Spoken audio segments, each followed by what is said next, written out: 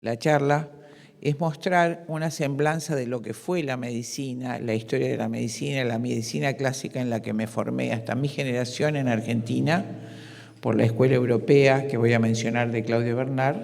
Nos formamos con un profundo sentido humano. Eso terminó. No solo terminó en el país, en nuestro país, concretamente en 1987, cuando empieza el llamado primer gobierno democrático, el canciller del presidente Alfonsín Caputo fue el principal activista revolucionario de la Revolución de Mayo del 68 de París. Y por supuesto vino encomendado por el gobierno mundial, junto con Alfonsín, con esta misión: destruir la educación argentina, que fue el obstáculo con que se cruzó siempre Inglaterra, ¿no es cierto? Entonces, en un solo plumazo, en una ordenanza, el 6 de marzo de 1987, se abolió el programa argentino único de educación primaria, secundaria y terciaria, y en las universidades se pasó a retiro, se dio la jubilación obligatoria a todos nuestros profesores, a todos los profesores de más de 60 años, que eran todos, que eran eminencias que consultaban en todo el mundo, nuestros maestros, y se prohibió el practicantado alumno, es decir, el contacto del alumno de medicina con su maestro médico, que es la única forma en que existe la formación de un médico. ¿No es cierto? ¿Cómo era eso? Nosotros cuando llegábamos a cuarto año, voluntariamente íbamos a una sala de hospital. Las salas de los hospitales de escuelas son de 40 pacientes, 40 camas, decimos nosotros, y pedíamos un sector de 2 camas, ¿no es cierto? Y esos 2 pacientes iban a ser nuestra responsabilidad durante 4 años, los pacientes que se internaran en esas 2 camas.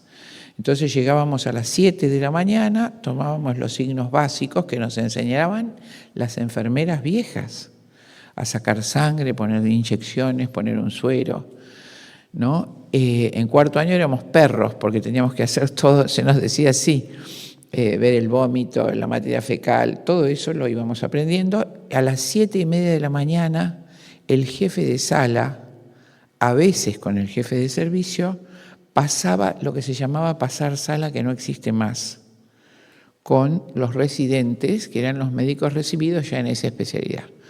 En mi caso, yo fui directamente a las salas de clínica médica, otros compañeros a traumatología o cirugía general.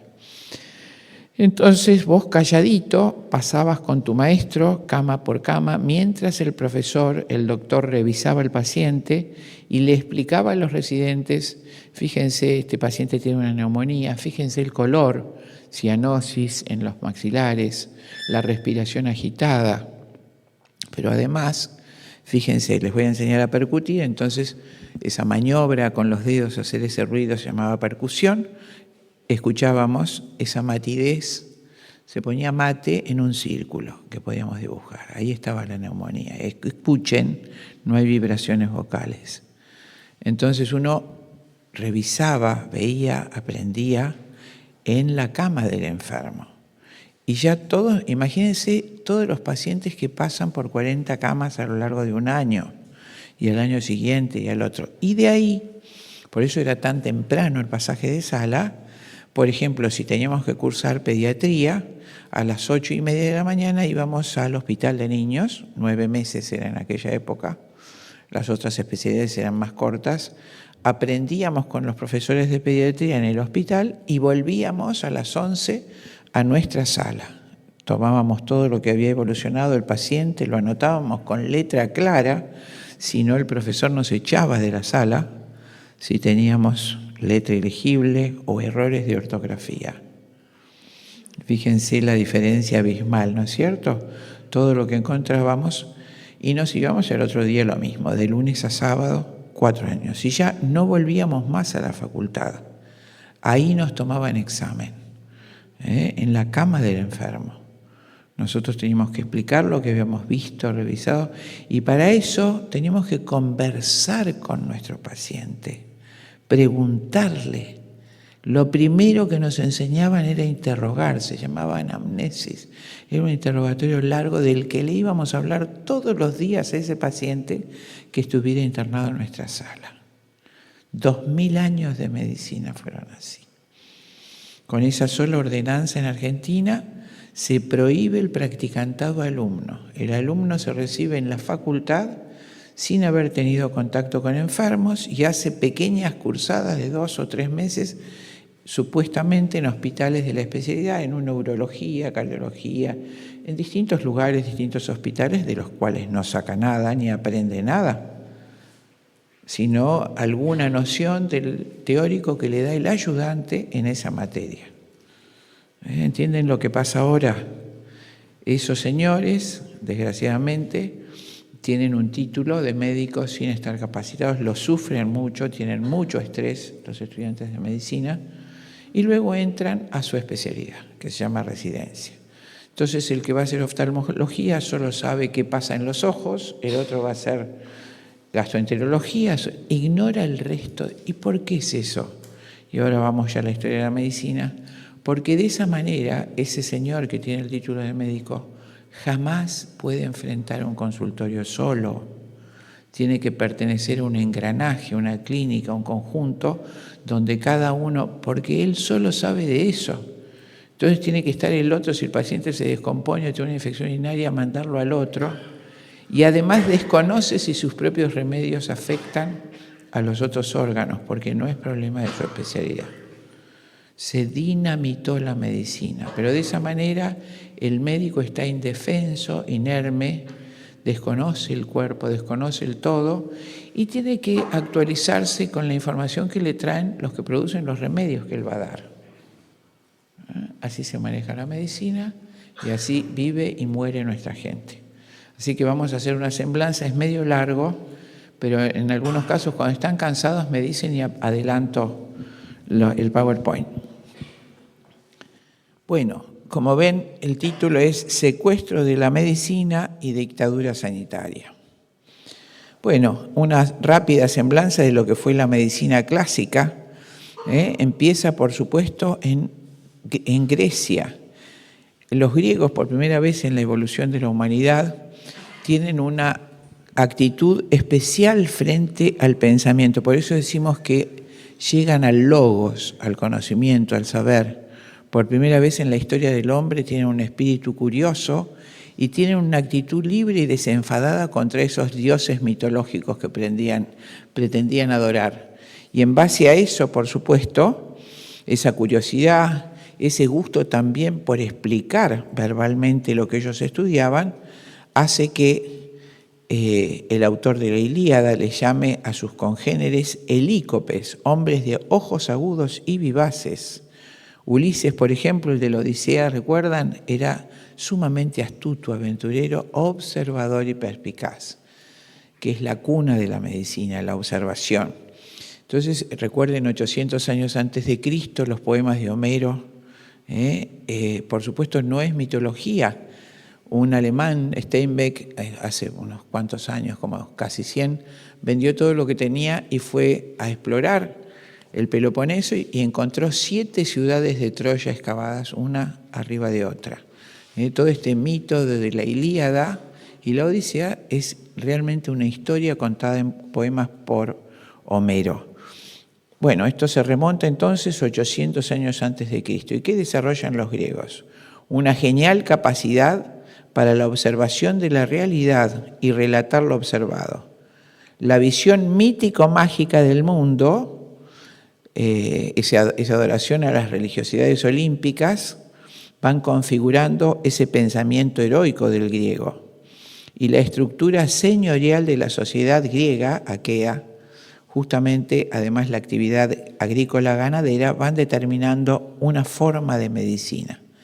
La vida del individuo, dicen los griegos de esa época, perdura, fíjense, mientras el alma, la psique, la mente permanece en el cuerpo.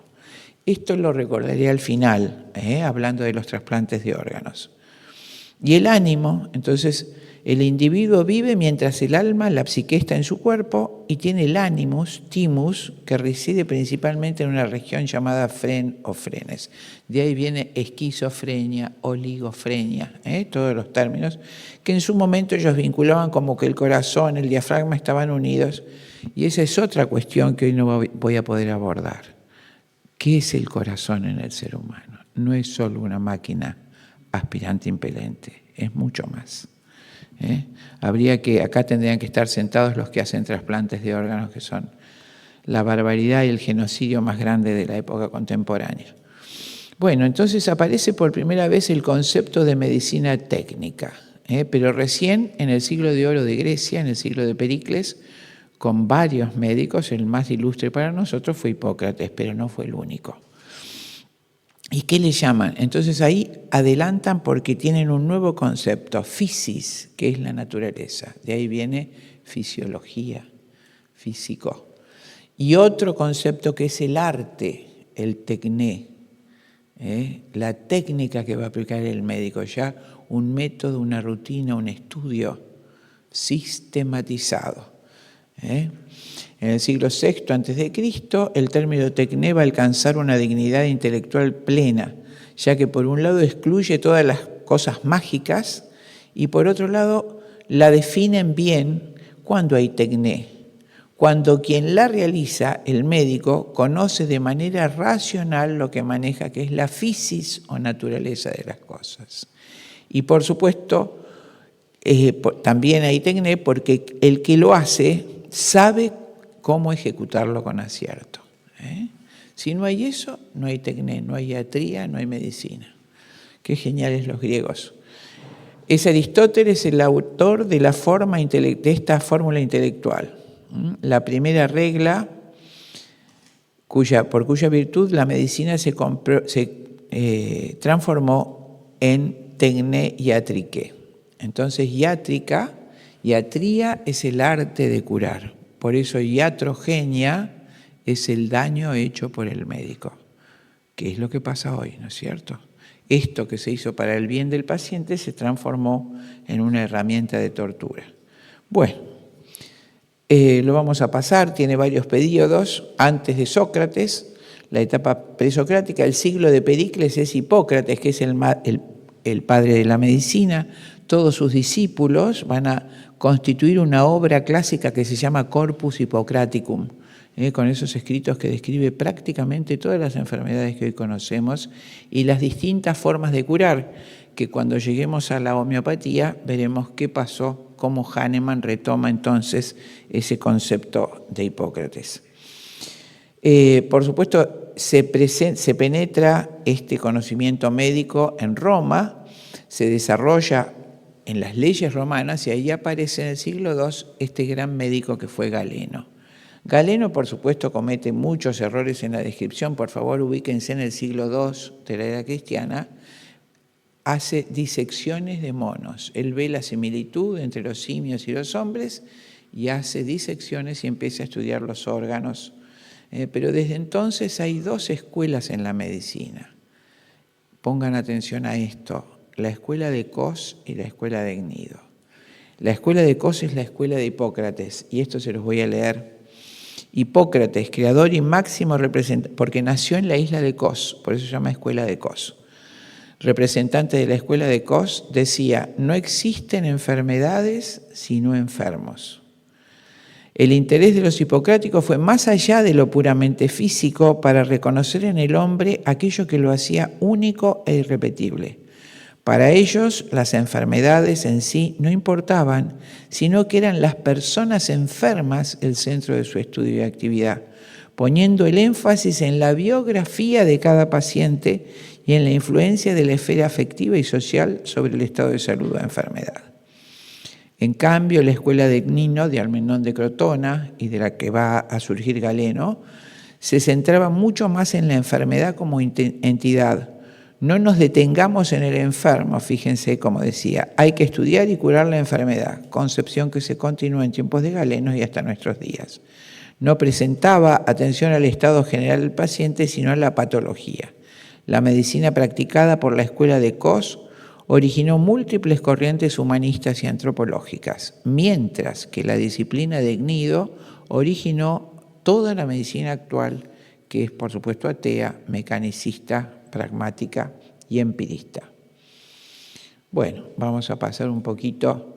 A pesar del desconocimiento de la fisiología de los líquidos, la rigurosa y objetiva observación de los médicos permitió definir los temperamentos. Cuando ustedes estudian y hablan, los psicólogos, del temperamento colérico, temperamento sanguíneo, temperamento melancólico, eso lo describió Hipócrates. Él veía que, por ejemplo, los enfermos que subían del hígado, humor bilioso, eran melancólicos y malhumorados. De allí surge el humor melancólico. Y humores porque eran los líquidos que había en el organismo. Por supuesto, tiene grandes errores si lo vemos a la luz de la técnica actual, pero globalmente él se daba cuenta, y así lo escribió, que ese estado interno del organismo era congénito, que había una diátesis, una predisposición. El colérico, mi carácter es colérico, por ejemplo, mi temperamento. Es el tipo muy apasionado, que se va a enojar mucho, que se va a arrepentir también, y generalmente va a tener enfermedades cardiovasculares o úlceras gástricas. En cambio, el melancólico es mucho más propenso a guardar esas emociones, el dolor lo sigue mortificando. Todos los músicos, hoy me voy a referir a Tchaikovsky, todos ellos tienen carácter melancólico, tienen otra forma de percibir que también los predispone a enfermarse de otras cosas, como te va a pasar a vos, es del duodeno o del aparato respiratorio, que es el que usamos para... Recién estábamos hablando de eso. Pero fíjense, eso va a ser la cuna de la medicina psicosomática, que hoy estamos estudiando. Bueno, a ver qué les puse acá. La actual medicina psicosomática se basa increíblemente en el análisis de la constitución psicobiológica, diríamos los temperamentos, para inferir, comprender y luego curar los diversos cuadros patológicos y diversas afecciones por las que consultan los pacientes. Bueno, también Aristóteles describió en el tratado Aires, Aguas y Lugares cómo la naturaleza influía. Fíjense, estamos hablando de 500 años antes de Cristo, cómo había enfermedades que se transmitían por el agua, por el aire. Son, por supuesto, la cuna de la epidemiología. Esto vislumbra un concepto básico epidemiológico, nutricional, podríamos decir la cuna de la estadística, porque los médicos hipocráticos, a ver si lo puse en la anterior, veían que se describe un médico que llega a una ciudad sin nombre donde prueba varios factores de la naturaleza, incluido el viento, el agua y el suelo, pero sobre todo el número de enfermos. Por ejemplo, se consideraba que las ciudades expuestas a vientos cálidos tenían tasas más altas de problemas digestivos como resultado del exceso de flema que bajaba la cabeza, mientras que las ciudades expuestas a fríos se asociaban a enfermedades respiratorias. Y no solo describían eso, sino que contaban los casos. Era una especie de epidemiología científica 500 años antes de Cristo. En esa maravilla que fue la medicina griega, implantada en Roma ya con Galeno, aparece el cristianismo. En la medicina primitiva aparece el cristianismo que tiene dos etapas. La etapa taumatúrgica, taumaturgo es el que hace milagros, ¿no es cierto? Y la etapa ético-doctrinal. Tiene una influencia enorme en todo nuestro pensamiento. Hoy, todas las personas conscientes o buenas, aunque no practiquen el cristianismo, están empapados de esa ética cristiana. No matar, respetar padre y madre, no mentir, no hurtar, todo eso que trae el cristianismo. Metafóricamente, Cristo se llama a sí mismo el médico y por otra parte cura milagrosamente a los enfermos. En cuanto al aspecto doctrinal, surge el deber de atender al que sufre como base de la ética cristiana. En el juicio final, Cristo: estuve desnudo y me vestisteis, enfermo, preso y me visitasteis, hambriento y me disteis de comer. ¿Cuándo hicimos eso, Señor? Cada vez que lo hicisteis con uno de mis hermanos más humildes, conmigo lo hicisteis. Bajo la forma de mandamiento ético queda prescripto el deber del cristiano de atender al enfermo solo por caridad, por amor a Dios. es decir, se reemplaza la filantropía, la filotecnio-filantropía por amor al hombre, que ahora se vuelve al estar descristianizado, Bill Gates se dice filántropo, ambas de origen griego, quedan absolutamente reemplazadas y se convierten en caridad operativa para la real y concreta atención del doliente, solo porque en él, de manera misteriosa, está Cristo. Se establece como norma de la cristiandad la asistencia del enfermo solo por amor. Asistencia, por supuesto, de carácter religioso, pero a la vez el cuidado médico y moral. La creación de hospitales fue consecuencia directa de esta actitud. Es la Iglesia la que va a construir los hospitales. Los nosocomios, por supuesto, también los cementerios, como los entendemos hoy, los hogares de niños de la calle. Hasta ese momento no existía. La institución social de la ayuda al paciente a domicilio por obra de viudas y diaconisas. En las primeras comunidades cristianas se nombran diáconos para que visiten a los enfermos y se les pide a las viudas, que ya quedaban libres de la atención del hogar, que fueran por favor a atender a los enfermos. Se crean los hospitales. El primero de ellos fue la ciudad hospitalaria que fundó el obispo Basilio en la ciudad de Cesarea de Capadocia. La condición igualitaria del tratamiento, eso también trascendió totalmente el criterio aristocrático de Grecia. La asistencia médica será igual para griegos y bárbaros, libres y esclavos, pobres y ricos. Y además, fíjense esto que les puse a lo último, la incorporación del consuelo. Hasta ese momento el médico no se atrevía, no se le ocurría consolar, sostener con el afecto a su paciente. Hoy, todos los que estamos acá sabemos que es tan importante ese consuelo y sostener como el medicamento mismo que le vamos a dar. Por eso la psicoterapia tiene que hacer el repaso de lo que fue el origen de la psicología y la medicina. La asistencia médica, más allá de las posibilidades del arte y la ética, se convirtió en el cuidado de los incurables y moribundos, cosa que hoy está negada. Se lleva la eutanasia, el exterminio a los enfermos sin posibilidad de curarse. La asistencia gratuita solo por caridad al enfermo menesteroso. La valoración moral y terapéutica de la convivencia con el enfermo. La compasión en el sentido paulino. Hablemos de este término, compasión. Es padecer con el que sufre. Por eso el padre Castellani, un gran teólogo argentino, decía que el amor de Dios, lo más parecido al amor de Dios es el amor de madre, porque la madre sufre con su hijo. Lo mismo que sufre su hijo, sufre la madre. Por eso es compasión. Y realmente les puedo decir, después de 43 años, que si el médico no tiene compasión, no es médico y no es buena persona.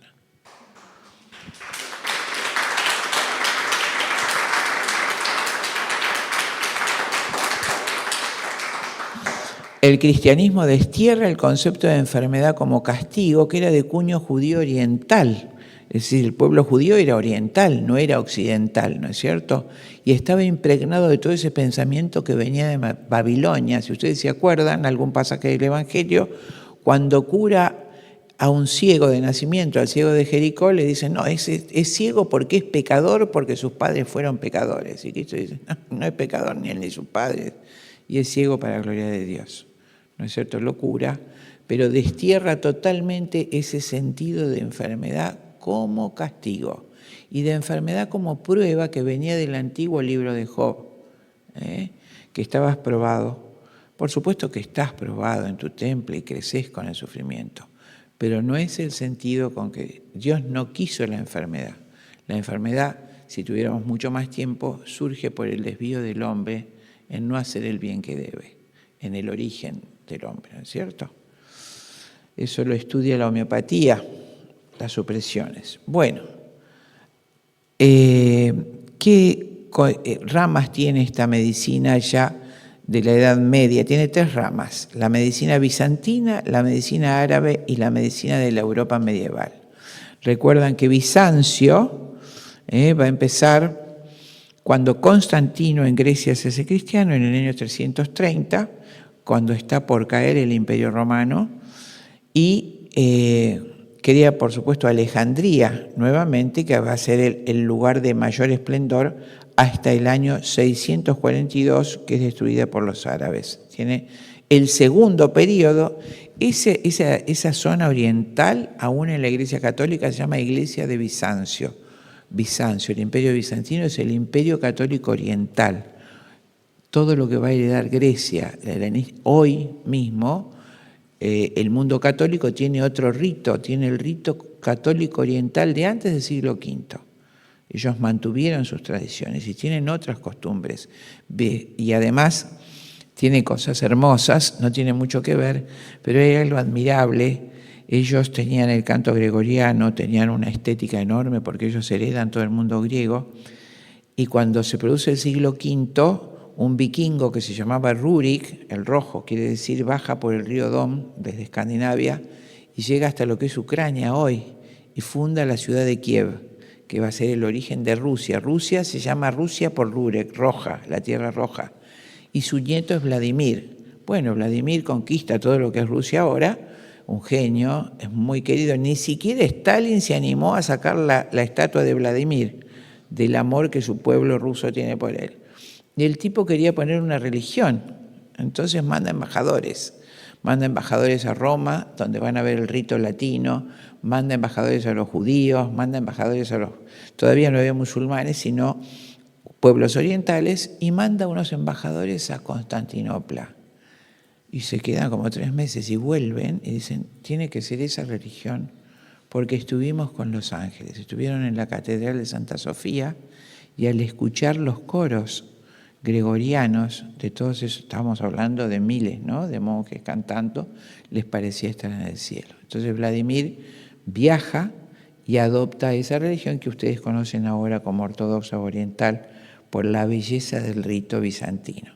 Bueno, en ese contexto crece esa civilización, pero médicamente avanza poco. Todo el avance se va a producir en Roma, ¿no es cierto?, en el Imperio Oriental.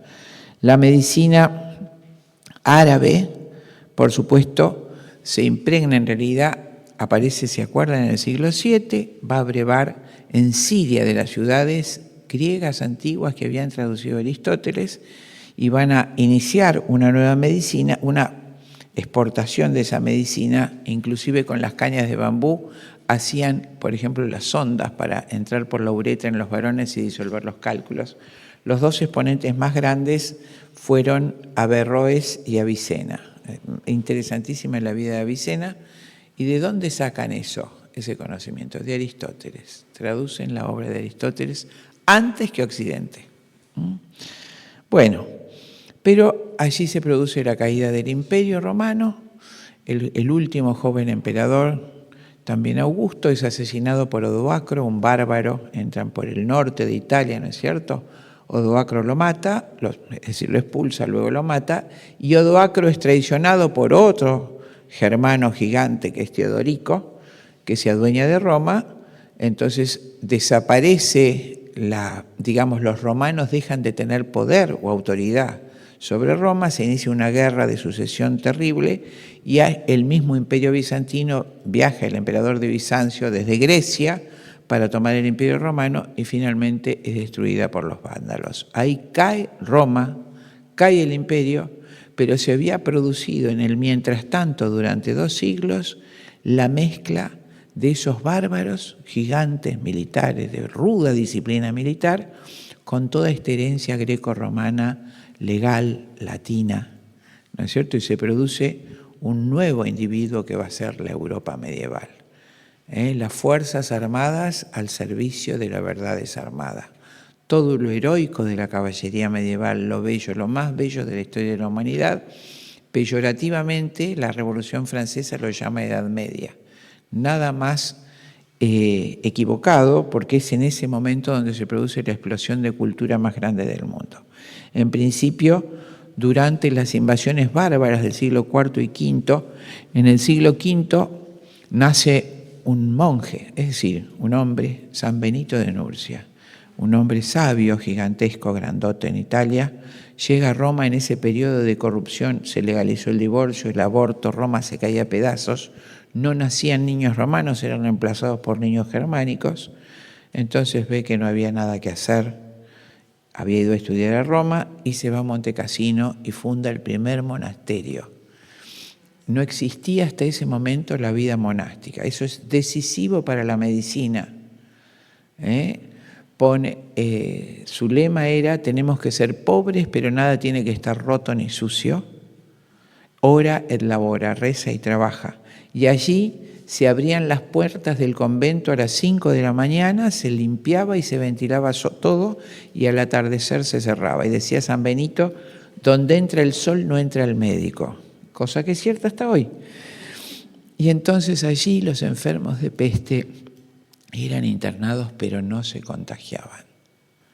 Una cosa, él inicia lo que hoy conocemos como medicina sanitaria, la higiene y la limpieza como base de la atención del enfermo. Pero además se empiezan a fundar abadías benedictinas en toda Europa, y las invasiones de bárbaros que venían desde los Cáucasos respondían a la mentalidad del hombre antiguo, que a pesar de salvaje, era respetuoso de lo sagrado. Entonces nunca atacaron las abadías. Y en las abadías los monjes copiaron todas las obras de la Grecia clásica, si no nada hubiera llegado a nosotros. Y todos los códigos de plantas medicinales de saber ancestral se hicieron en las abadías benedictinas. Durante 5 o 7 siglos en esos lugares se mantuvo el conocimiento médico y se ejerció y se planificó por primera vez la medicina sanitaria. Bueno, ahí tienen saben el convento de Montecassino de San Benito. Tiene una cosa curiosa que yo antes de morirme quiero hacer en algún lugar donde pueda practicar la medicina germánica, que él ideó el claustro, es decir, adentro del convento un gran jardín y alrededor las galerías de habitaciones, de manera que cada habitación tiene una doble ventilación, la que da hacia afuera y la que da al jardín. Yo creo que eso ha influido muchísimo en la curación de los enfermos, ¿no? Y la admiración por la naturaleza y el cuidado de la naturaleza. Eso es patrimonio de la Orden de San Benito. Pero estamos hablando de hace 1500 años. La mayoría de las plantas medicinales que conocemos son las que almacenaron y codificaron los monjes benedictinos. Bueno, se crean entonces en esa cristiandad los hospitales. En el siglo V la Iglesia funda la orden, siglo V, estamos hablando año 500, la orden de las hermanas agustinas para atender a los enfermos. Acá tienen otro gigante, Carlomagno, Carlos el Grande, un genio. Carlomagno, estamos hablando del siglo IX, inicio del siglo IX, rehace el Imperio Romano Germánico, se restauran, terminaron las invasiones bárbaras y empieza la organización de la civilización. Eso es lo que hace Carlomagno, entre muchísimas otras. Miren, era tan sabio que tenían una moneda, ¿no es cierto? Y cuando empezaron a prestar con usura, suspendió la moneda. Acá no hay más moneda, volvemos al trueque. Hay que tener lo que les dije para hacer eso. Fue muy amado por su pueblo, restituyó la civilización y creó monasterios que habían cesado de hacerse en esa zona. Sobre todo fueron restaurados por la obra del maestro Alcuino, ministro del emperador. Se restauraron muchísimas abadías y conventos y se hicieron. ¿Y allí qué se hizo? Se enseñó. Toda la alfabetización de Europa parte del imperio que hizo Carlomagno. La dignificación de la mujer es evidenciada en los cantares de gesta. Los guerreros combatían para su dama. Nunca en ninguna época de la historia la mujer fue tan dignificada como en la Edad Media.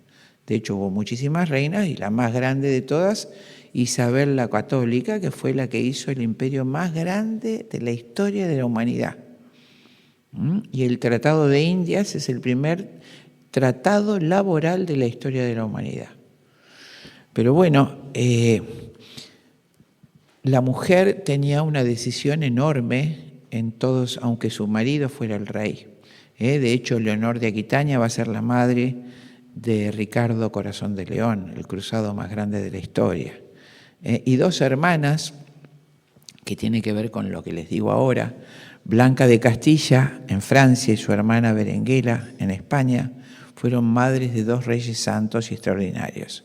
En España, Berenguela fue madre de San Fernando Rey, el rey de las 3 religiones, porque él, en ese momento estaban repeliendo las invasiones árabes, pero él, cuando llegaban a la paz y respetaban la ley, respetaba que el judío fuera judío, el árabe árabe y el católico católico. Por eso se llamaba el rey de las 3 religiones. Y por su lado, San Luis IX fue el que hace la grandeza de Francia que conocemos hoy. Pero era tan extraordinario, todos esos 2 reyes querían que sus súbditos fueran sabios. Entonces llevaron sabios de todo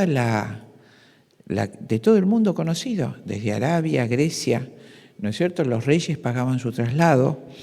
Fíjense a tal extremo que cuando ustedes van a París, hay un barrio precioso, el París histórico, el más lindo, que es Le Quartier-Latin, el barrio latino. Se llama barrio latino porque ahí, en la orilla del Sena, se sentaba San Alberto Magno a enseñarles latín a sus alumnos. Y en ese momento un señor que fue Juan de Sorbón se acerca al rey y le dice que sus estudiantes eran pobres de todos lados, pero que si se ocupaban de trabajar para ganarse el pan no iban a poder estudiar ni ser sabios. Entonces el rey le dice que se despreocupen, que él les iba a procurar a los estudiantes habitación, comida y alimento y vestido, ¿no es cierto? Y construyó casitas para esos estudiantes, que es lo que hoy ustedes conocen como la Sorbona. Fue la primera universidad. Lo mismo hizo San Fernando con la Universidad de Salamanca, en Francia Chartres. Todas las universidades que conocen, todas, incluida la de Oxford, por esta dinastía de los Plantagenet en Inglaterra, fueron construidas en el siglo XIII. Fue la explosión de cultura más grande de la historia. Pero como era cristiana, el mundo ateo que surge con la Revolución Francesa lo llama Edad Media y oculta todo eso. Por eso hay que estudiar. El hombre que lee llega siempre a la verdad. Bueno, ahí empieza entonces la explosión del saber, y en esas universidades se empieza a enseñar la medicina en forma académica y metódica. Y acá surge una mujer, como les digo, a las pruebas me remito, lo que era la mujer en la Edad Media. Hubo una monja benedictina, Santa Hildegarda de Bingen, que la acaba de nombrar el Papa anterior, doctora de la Iglesia, y ahora se enseña la medicina de Santa Hildegarda en toda Europa. Fue música, pintora, médica, y fue abadesa de abadías masculinas y femeninas. En esa época había abadías mixtas, y sobre todo extraordinaria. Escribe Esquivias varios libros y describe las plantas medicinales de la época y piedras medicinales. Hoy se dan cursos impresionantes. Yo tengo nada más 8 tomos, creo que es mucho más grande, la medicina de Santa Hildegarda en España.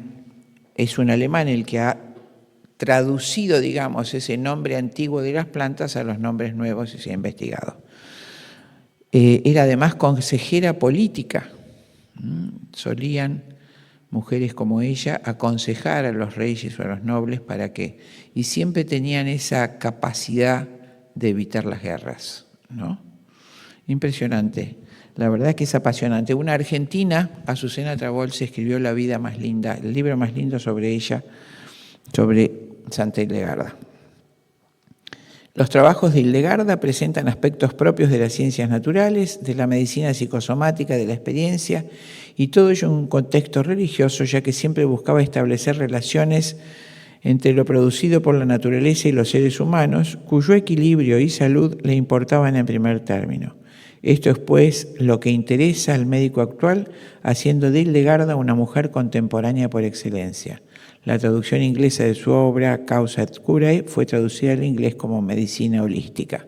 Fue en esa traducción donde se empleó por primera vez el término holístico. Concebía Hildegarda al hombre como una unidad total. Bueno, medicina psicosomática, adelantándose a la homeopatía, a las flores de Bach y a otras escuelas médicas, al describir plantas, animales, piedras, Hildegarda se detiene en las cualidades de dichos seres y en sus propiedades curativas, ya que el uso del elemento en el que se halle la cualidad faltante a la persona enferma restablecerá el equilibrio perdido y le devolverá la salud.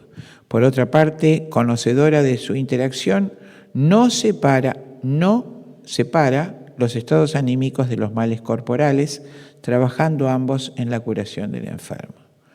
Bueno, acá tienen, fíjense, se hizo esta moneda alemana de 10 marcos de plata conmemorando el 9º centenario del nacimiento de Hildegarda de Bingen.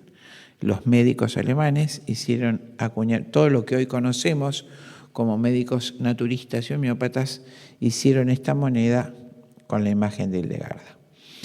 La figura de Hildegarda de Bingen y su obra dejaron sentir su influencia aún fuera de Alemania y llegaron hasta nuestros días con una vigencia indiscutible que ha llevado al mundo de la cultura a realizar diversos homenajes a la santa alemana. Bueno, acá les pongo una imagen de la cristiandad, la Baja Edad Media, la Baja Edad Media empieza en el siglo XII, o mejor dicho, en el siglo XI, con los cantares de gesta, el Mio Cid, la canción de Rolando, la chanson de Roland, todos esos cantares que son enormemente heroicos, muestran realmente un modelo de hombre que hoy quisiéramos tener. Un hombre capaz de renunciar a sí mismo por el bien de la comunidad y empeñar todo su ser y todo su poseer, parece bien, y siempre homenajeando a su señora, de ahí viene el término señora. Él consideraba que su superior en el mundo era su esposa o su dama. Bien, esto les dije de las universidades y hay una cosa curiosa. En el siglo III el libro se llama El cuerpo humano de un alemán Van der Berg, no Van der Mesch, que lo voy a mencionar más adelante, sino Van der Berg, donde muestra cómo en el siglo XIII un médico, un cirujano mundinus, abre por primera vez el abdomen y estudia el contenido del abdomen. Y lo ayuda una médica de 21 años que muere de tuberculosis. Es una historia interesante donde sacamos un poco la mentira que hay de las leyendas negras. En ese momento se empieza a abrir el cuerpo. Pero fíjense, no alcanzan a ver el cuerpo de pie, es decir, aún abriendo el cadáver, el hombre de esa época tenía un enorme respeto por el cuerpo humano. Nunca se cosificó el ser humano. Siempre se consideró sagrado el hombre entero y el cuerpo humano. Por eso el médico era enormemente respetuoso de ese enfermo. Bueno, ¿qué pasa aquí? Estamos hablando del año 1350 más o menos. Surge uno de esos cerebros gigantes que ocurren pocas veces en la historia, que se llamó Tomás de Aquino. Este hombre fue filósofo y tradujo por primera vez las obras completas de Aristóteles, que hasta ese momento se consideraban paganas. En el siglo V, Agustín, lo que conocen ustedes como San Agustín, se había convertido al catolicismo traduciendo a Platón. Entonces, toda esa cristiandad se regía por la filosofía griega de Platón, hasta que aparece Tomás y traduce a Aristóteles, que tiene una importancia en la medicina enorme. Pero, ¿qué es lo que yo les quiero transmitir? Por primera vez, Tomás de Aquino describe el cuerpo humano como una sustancia única, individual, de naturaleza racional. Si el cuerpo y el alma forman una sola sustancia indivisible, dice Tomás, que solo en el momento que se separa, que es un instante, como todos los médicos hemos comprobado, cuando se separa el alma del cuerpo, en ese instante se produce la muerte y ese cuerpo se transforma en cadáver. Entonces, este criterio, que es la unicidad de sustancia, que es muy difícil para el hombre moderno entender porque van al ojólogo, al vesiculólogo, al gastroenterólogo, al psicólogo, está dividido. Como está dividida su inteligencia, está dividido el mundo, están separados los hombres. El hombre es una sustancia individual de naturaleza racional. Y si nosotros no entendemos eso, no podemos ser médicos. Somos técnicos de algo y malos. Yo creo que después de que habló Santo Tomás, todos los demás hablamos al cohete. Pero sobre todas las cosas, él dice que el hombre, entonces Recuerden cómo está clasificado por Aristóteles el alma. Arriba las potencias superiores, la inteligencia y la voluntad. En el medio las pasiones o afectos que compartimos con los animales. Los animales tienen celos, tienen miedo, tienen ese afecto que no es el amor. El amor es acto de la voluntad libre y de la inteligencia. Por eso puede haber un héroe que arriesgue sabiendo que se va a morir, va a salvar a otra persona. Entonces el afecto, por eso los griegos lo llaman así, por eso pasiones, padecemos, nos afecta, es en ese nivel, y abajo los instintos. Esta antropología verdadera es inversa a la que describió Freud, que entre paréntesis era satanista. ¿No es cierto? Es bueno recordar porque hace una inversión satánica, pone arriba lo que está abajo. Ustedes desde la razón pueden controlar los instintos y todos lo hemos experimentado, pero jamás desde los instintos pueden mejorar la razón. Y de paso, la base de la medicina de la que voy a hablar y de la que yo hago, justamente retoma dónde está la enfermedad. Ahí en ese nivel medio, las pasiones, la inteligencia y la voluntad no se enferman. Pueden no poder ejercerse porque el cerebro está enfermo, como el caso de los chiquitos Down, pero no se enferma la inteligencia. Es un atributo. En cambio, las pasiones no se enferman. Por ejemplo, ustedes tienen un chiquito de todos los días, totalmente sano, que está con su mamá, gordito, toma pecho, tiene 6 meses, feliz, y la mamá tiene que volver a trabajar. Y lo tiene que poner 8 horas en la guardería, porque la echan del trabajo. En esta evolución de la humanidad a la que hemos llegado, la mujer tiene que abandonar a su hijo porque la echan del trabajo. A las 48 horas el nene tiene asma. No puede respirar, ay, tomó frío, se contagió. Yo les pregunto, ¿dónde está la enfermedad? En el alma. Ese chiquito tuvo frío, soledad, desesperación, nunca se había separado de su mamá. Y les podría dar 1000 ejemplos como ese. Y si ustedes invierten al revés, se ponen un zapato 3 números más chicos, nada más material y orgánico que eso, caminan 4 cuadras y a la cuadra cuarta tienen un humor de perros y quieren matar al que se les cruce adelante. Eso les quiero explicar qué es. ¿Dónde está la enfermedad? En las pasiones, en esa parte que nosotros compartimos con los animales, está el enojo, está la envidia, todas esas cosas, están los celos, está el miedo, que por supuesto tienen un sentido también de resguardo, pero cuando no están bien orientados producen la enfermedad. Bueno, todo eso describe Santo Tomás de Aquino. Es muchísimo más, es enorme. Ese tratado se llama De Ánima, donde describe que si el alma se separa del cuerpo, se produce la muerte. ¿Cómo? Queda solo el espíritu, sí. Pesa un poquito menos el cuerpo físico.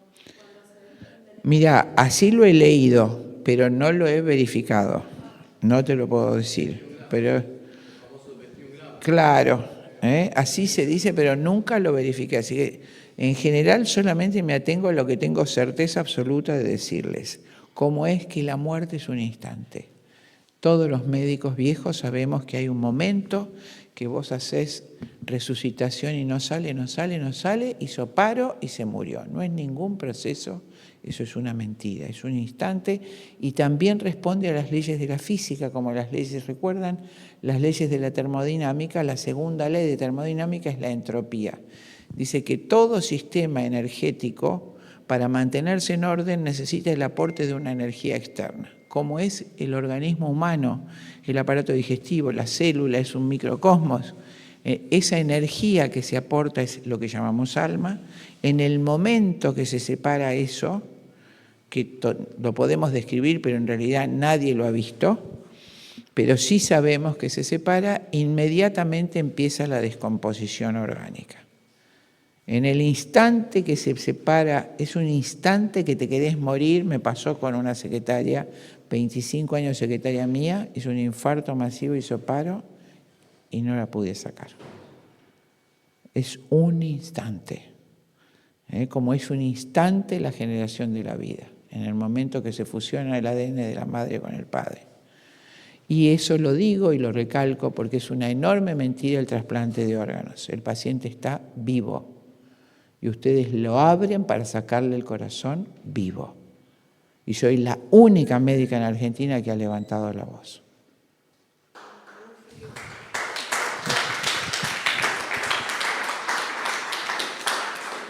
Todo este mal que se está haciendo. No me digas.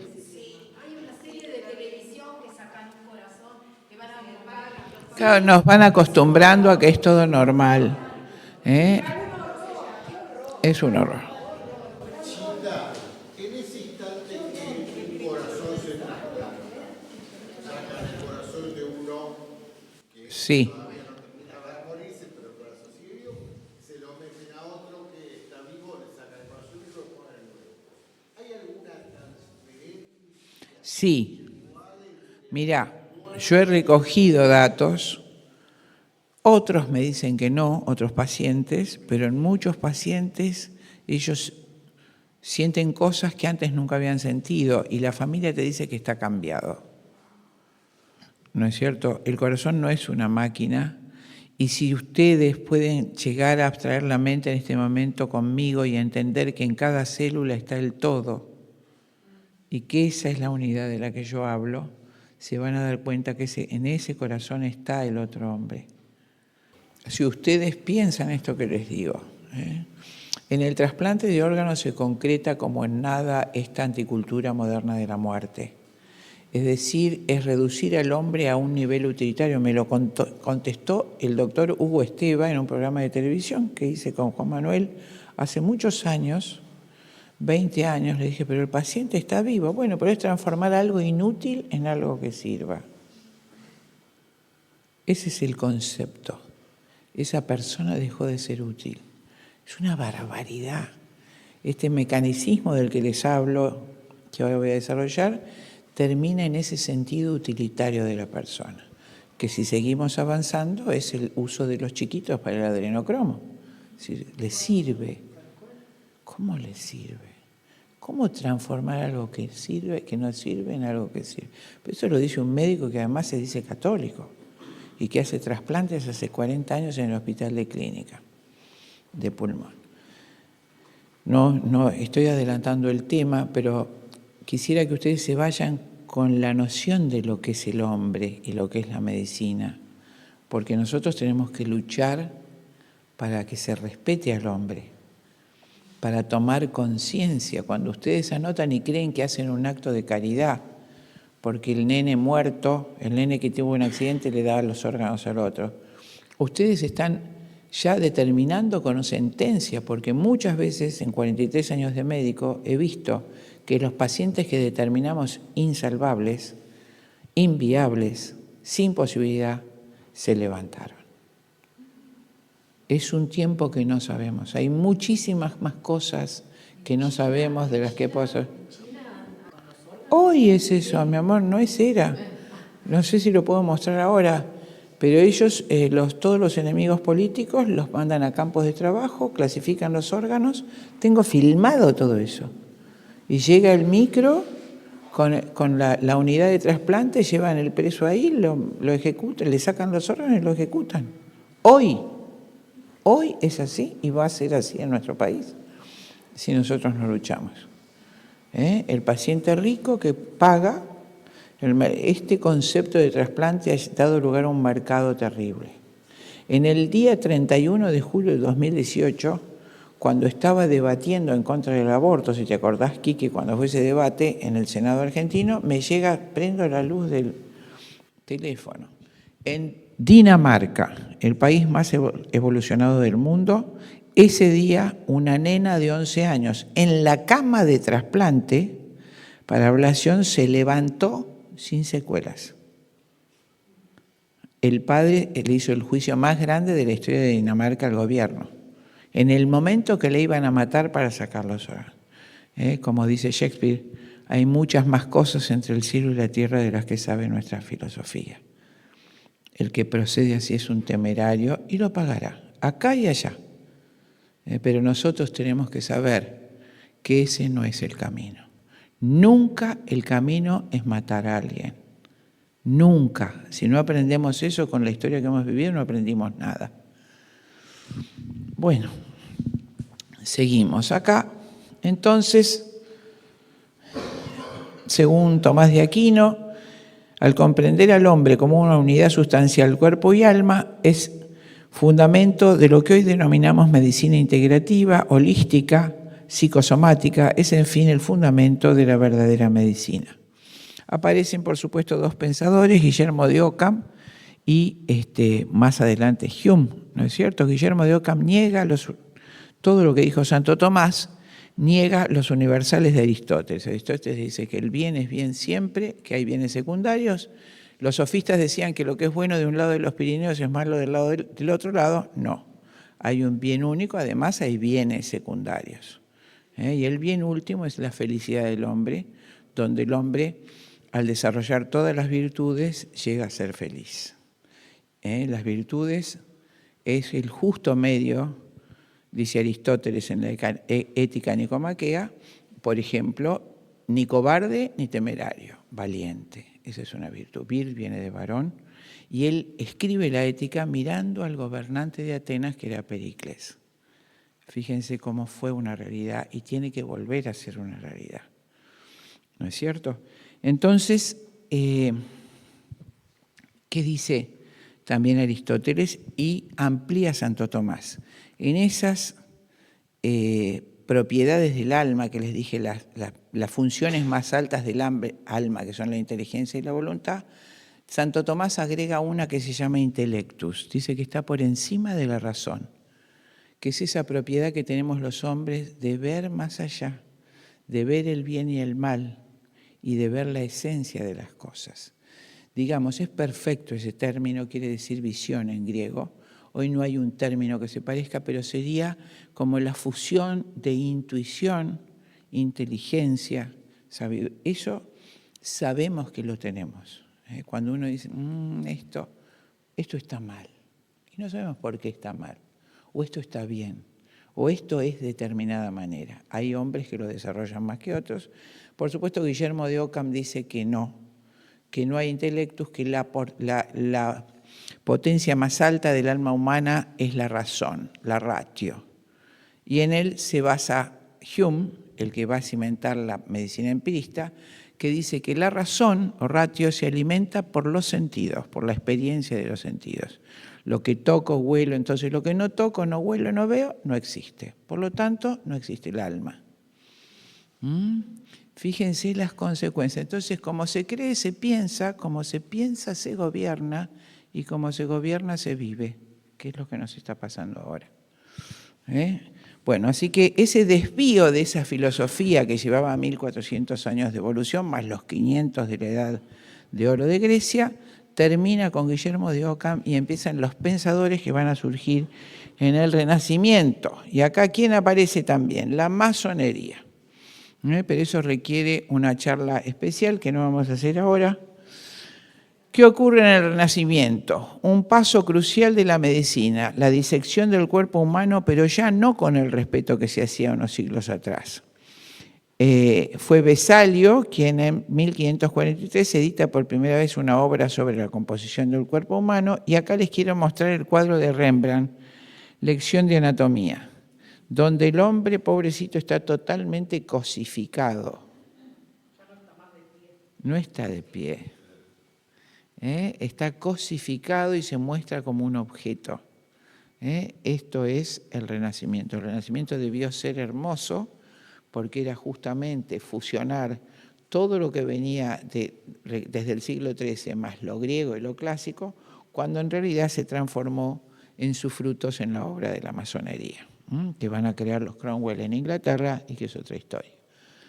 La intrusión de la masonería desde el año 1600 en adelante ha tratado de desacreditar y mentir sobre la postura de la Iglesia, pero la influencia terrible de la masonería en el ámbito científico se hace patente en los prolegómenos de la Revolución Francesa, la revolución más demoníaca y cruel de la historia. Allí aparece el empirismo que les dije recién de Hume, No existe lo que no entra por los sentidos, la experiencia de los sentidos. Y el mecanicismo, ¿quién va a aparecer? ¿Quién va a crear el mecanicismo? Bacon, que por supuesto ateo, se decía creyente pero era ateo. El hombre es una máquina, no tiene alma, es como un mecanismo, como un auto, que eso es hoy, queridos amigos. Hoy es esto que les estoy diciendo en la historia. El mecanicismo es una doctrina que concibe todos los hechos como producto de procesos físicos y químicos, y hoy el filósofo de estos malandras de la élite que nos gobierna, ¿quién es? Harari. Harari es una porquería, es una vergüenza para la humanidad, que el hombre es nada más que una máquina que si no sirve hay que exterminarla. Palabras espantosas que la gente aplaude, ¿no es cierto? Vamos a terminar al final con esto. Entonces ahí, siglo XVI, empezamos con el mecanicismo, doctrina que concibe todos como productos químicos, y Harvey, el primero, aplica el estudio anatómico, mecánico y cuantitativo, disecciones y experiencias en animales vivos, sin apelar a autoridades previas. Sus trabajos constituyen un respaldo a la nueva ciencia mecanicista y a los supuestos del análisis cuantitativo y experimental. Acá tienen una imagen, cómo él concibe por primera vez la circulación de la sangre al poder disecar los cadáveres, 1657, ya mejora todos los errores que había tenido Vesalio, y aquí ¿a quién aparece? Descartes. Descartes tiene, por supuesto, el racionalismo y el mecanicismo. Se define también como la teoría según la cual la naturaleza misma no es más que una máquina, o bien que la estructura y el funcionamiento de la naturaleza es comparable al de una máquina. El mecanismo que surge con figuras como Francis Bacon, Galileo Galilei, René Descartes, Thomas Hobbes, y se afianza con la teoría física de Isaac Newton, que por supuesto va a dejar Einstein al costado. Considera la realidad, incluidos los seres vivos, con excepción tal vez del hombre, como una gran máquina cuyas piezas se mueven. No es excepción porque también consideran que el hombre es una máquina. Pero ¿qué otra cosa tiene? Tiene el racionalismo. El racionalismo es eso, lo que no entra por mi razón no existe. Todo tiene que ser razonado, pero a la luz del respeto de que hay cosas que mi razón no conoce. ¿No es cierto? Yo quisiera preguntarle al mayor racionalista cómo me explica a los enfermos que salen del coma, dónde mueren sus explicaciones cuando lo están por matar para hacer el trasplante. Como se explica, hubo un caso de un paciente con anencefalia que fue puesto en televisión en el año 2010, que vivía normalmente, tenía un sector mínimo del cerebro. Entonces, no sabemos realmente nada.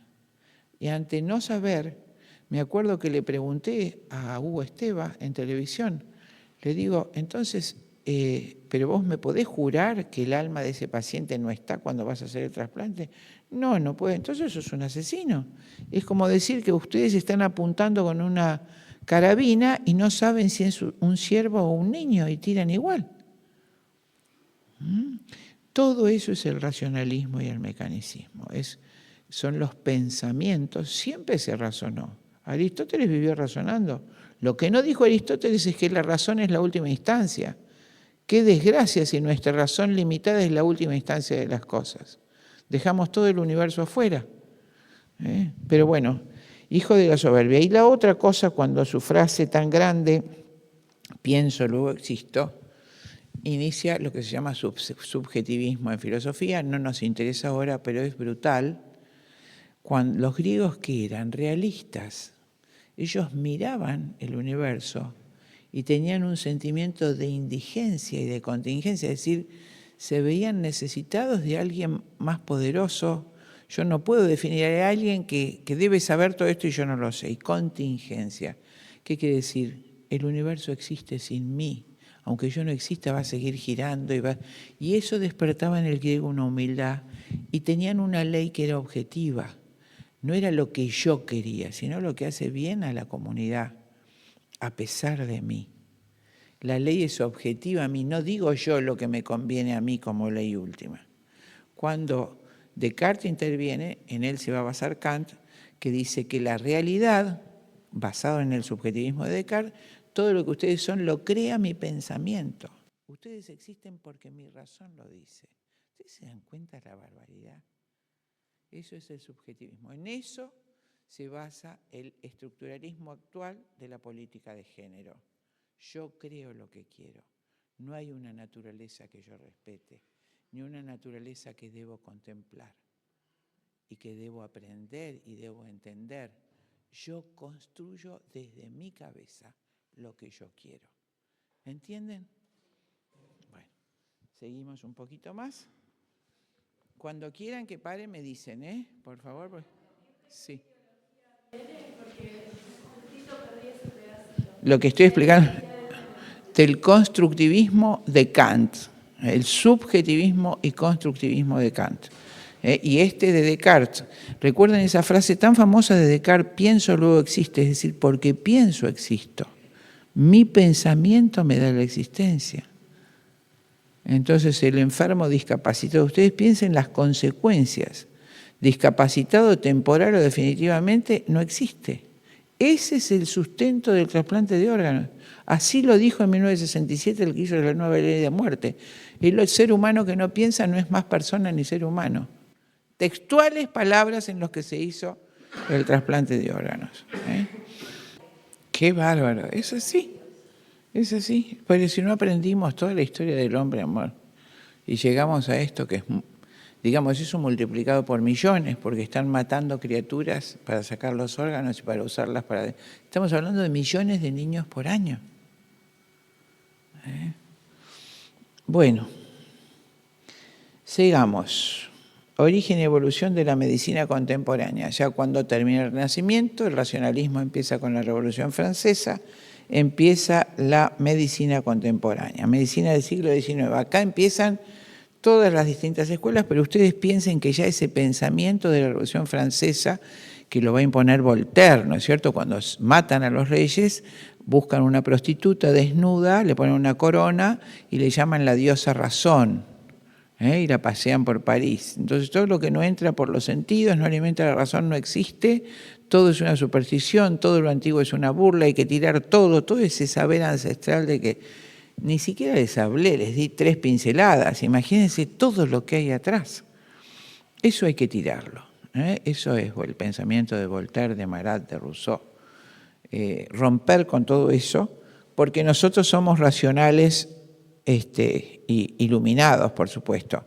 Recuerden que eso viene de un episodio satanista. Los que quieran el libro de los Illuminati se llama así, es de Editorial Planeta, y el autor es alemán, se llama Koch. Una fría noche de invierno en Baviera, en 1771, me parece que era un fraile apóstata que se llamó Bishop, convocó a los masones más ricos del mundo y más poderosos. Hizo una secta que fuera adoradora de Lucifer, que se llama Ángel de la Luz, por eso se llama Lucifer. Fer es demonio o ángel y Fer, Lucifer, demonio de luz. Entonces hacen, ¿cómo? Sí, si le llamás Fer a alma, pero más bien tiene la acepción de daimon, ¿no? Sí. Sí, era el más, dice la tradición que era el más inteligente y el más bello de todos los ángeles antes de su pronunciamiento. Bueno, lo cierto es que hacen esa secta con 2 finalidades. Primero, su dios es Lucifer y tiene 2 objetivos. El primero, crear un estado masónico a través del cual se maneja el mundo mediante el dinero, y le hacen entonces en 1775 la Guerra de la Independencia al rey Jorge IV. Y el segundo, terminar con la monarquía cristiana y con el pensamiento cristiano. Entonces se pergeña eso se llama iluminismo. No es el siglo de las luces por la inteligencia, sino porque lo pergeñan los Illuminati. Para abolir de todo el pensamiento cristiano, todo lo que hubiera también en la medicina del cristianismo se trata de erradicar. Y eso es lo que, entonces, la segunda cosa, abolir la monarquía cristiana.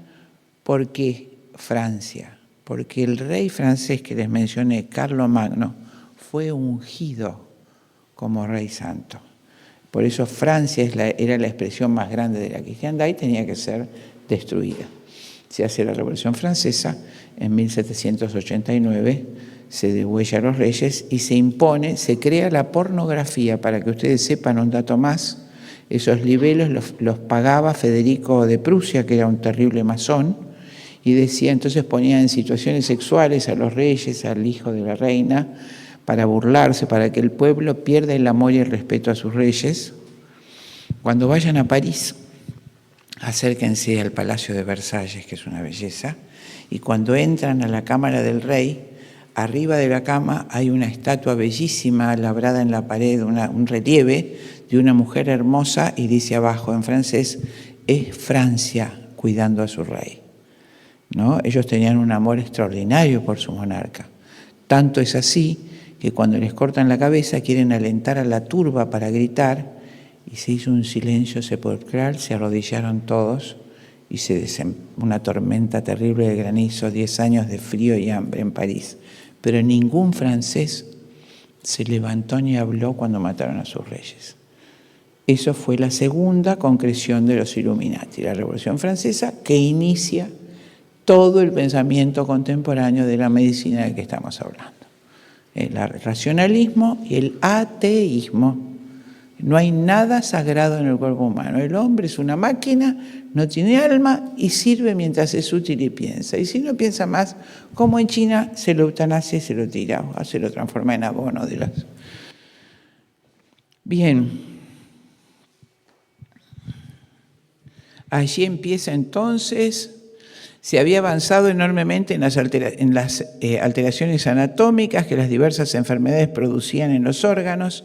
La patología, que es el estudio de la enfermedad en los órganos, que tuvimos todos los médicos como materia, en su principal exponente, Virchow, expone ya de una forma terminante, la enfermedad implica lesión celular. Acá dejan de lado, si bien hay que estudiar todo esto y parcialmente es cierto, todo lo que es enfermedad psíquica, sin sustrato anatómico. Se deja totalmente de lado esa cuestión. Dice Virchow, solamente hay enfermedad si hay lesión celular. Esta interpretación de la patología obedece al criterio empirista de Hume y mecanicista de Bacon. Hume había dicho que la razón es alimentada por la experiencia de los sentidos. Y acá ven al pobre hombre como consecuencia de este lamentable y falso concepto de hombre, quien es precisamente el sujeto de la ciencia médica.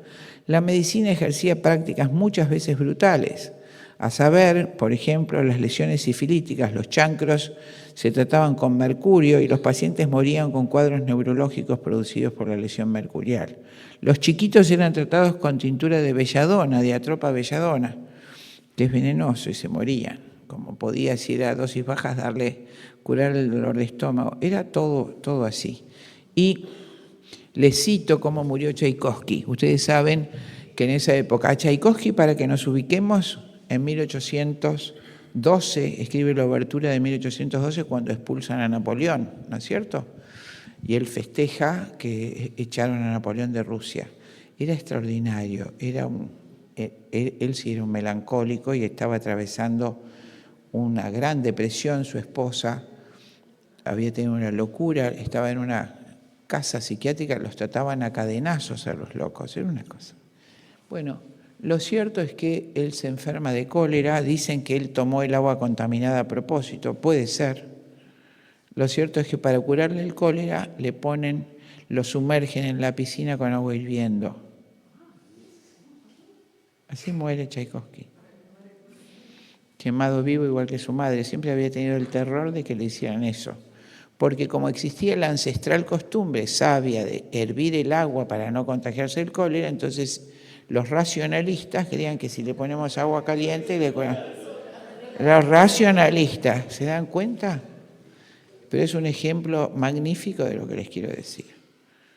Es terrible, murió torturado. Tal vez se hubiera muerto seguramente igual con el cólera, pero ustedes saben lo que es morirte quemado vivo. Bueno, hay una película hermosa, la tengo en el celular, después a los que les interese que hay que verla. Hay 2 versiones sobre Tchaikovsky. Todo esto no se enseña lamentablemente en Wikipedia, entonces nadie lo conoce. Bueno, esta era la práctica médica. ¿Y qué pasa ahí? Había un médico joven, genial, que fue Samuel Hahnemann, que a los 18 años hablaba 8 idiomas y se recibe muy joven de médico. En Alemania existe desde lo que llamamos Edad Media un convenio por el cual todo estudiante que se recibe en una universidad tiene toda la vida que notificar en primer lugar a esa universidad los descubrimientos que haga. Él estaba estudiando en la Universidad de Leipzig y, por supuesto, dependía del estado de Sajonia. En ese momento tenía un rey Sajonia. Y cuando él se recibe, ve lo que era la medicina horriblemente cruel que les acabo de describir, se niega a ejercer la medicina y le pide al rey que lo exima de esa obligación. Y el rey le dice que sí, que lo va a disculpar, pero que a cambio de eso tiene que dedicarse a traducir al alemán, ya que sabía tantos idiomas, todas las obras médicas escritas en otros idiomas. Entonces traduce todas las obras al alemán que existían en ese momento, y una de ellas fue el Corpus Hippocraticum, la recopilación de todos los trabajos de Hipócrates, que yo tengo la gracia de tenerla en latín. Era de mi papá y del padre de mi papá, y del padre del padre. Así que impresionante cómo describe, eso es lo que le sorprende a Hahnemann, todas las enfermedades y lo que les conté hoy sobre Hipócrates. Pero sobre todo Hipócrates describe las distintas formas de curar. Y describe la común, la que usamos ahora, por ejemplo, muchas veces, que es contraria incurantur. En latín, lo contrario se curará con lo contrario. Por ejemplo, tengo fiebre, tomo agua fría o pongo agua fría. Es curar por los contrarios. Y otras formas, pero describe una que le llama poderosamente la atención, que en latín se dice similia similibum curantur. Lo semejante curaráse por lo semejante. ¿Cómo? ¿Cómo voy a curar lo semejante con el que está enfermo? Lo curo con otro enfermo. Bueno, él deja meditando, no puede entenderlo, y en eso, así pasan las cosas, o Dios hace que pasen. Había otro médico alemán, Benninghausen, que era médico en Sudamérica, y manda a la Universidad de Leipzig una notificación. Un paciente suyo había tomado por accidente, en lugar de su tónico, que tenía que tomarse un frasco de tónico, un frasco de quinina. Y había desarrollado una enfermedad igual al paludismo. ¿Qué es el paludismo? El paludismo se cura con quinina. El paludismo es una enfermedad que produce un parásito, que es el Plasmodium malari, que se mete adentro de los glóbulos rojos. Entonces, cuando los parasitan muchos glóbulos rojos, el vaso nuestro que está acá los destruye y se larga ese contenido a la sangre, el paciente se pone amarillo terriblemente y le sube fiebre, 38 baja, 39 baja, 40 baja, 41 baja, 42.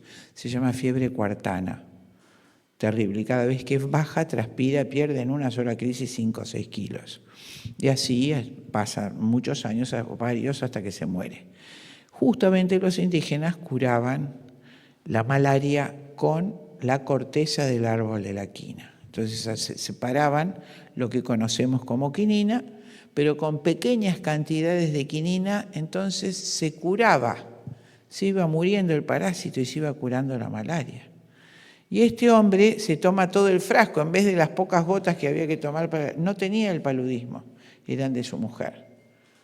Entonces toma todo el frasco y desarrolla la fiebre cuartana, adelgaza 5 kilos.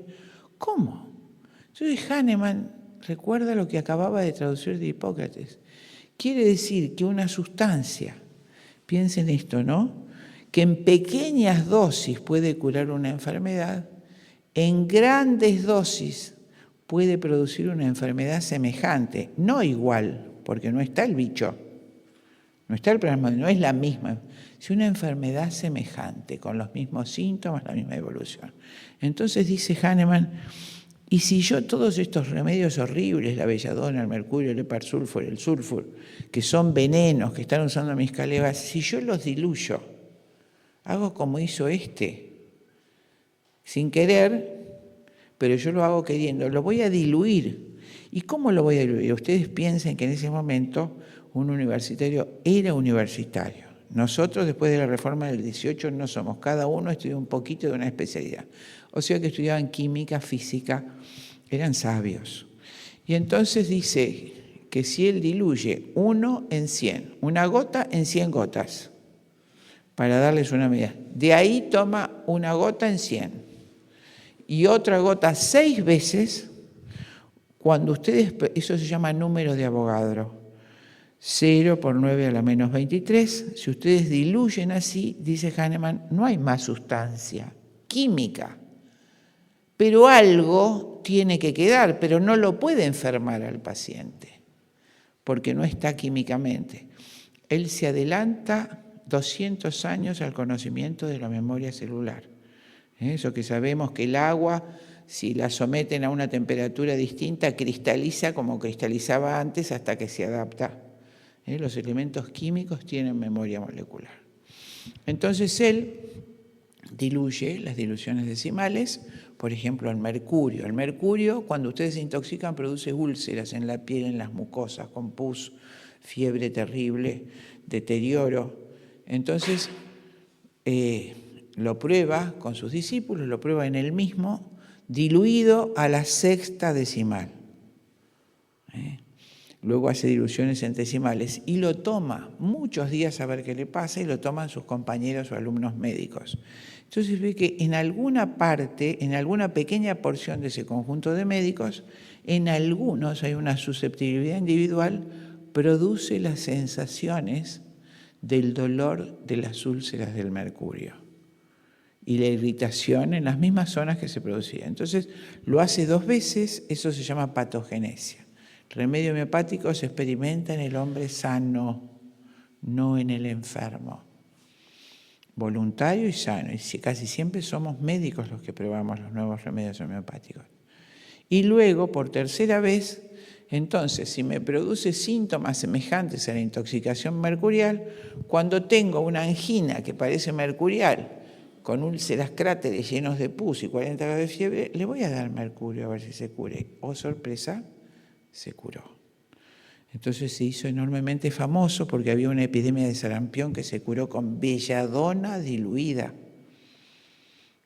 Porque la belladona tóxica produce un eczema rojo como el que tiene el sarampión.